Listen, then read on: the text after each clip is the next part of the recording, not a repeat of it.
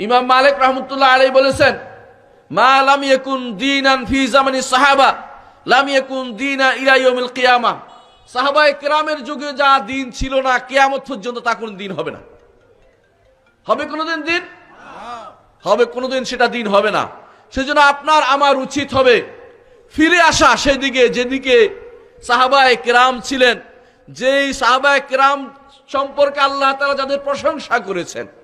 আব্দুল্লাহ ইবনে মাসউদ রাদিয়াল্লাহু আনহু বলেন, মান কানা মিনকুম মুস্তান্নান ফালিয়াস্তান বিমান কাদ মাত ফা ইন্নাল হাইয়্যা লা ইউফনা আলাইহিল ফিতনা।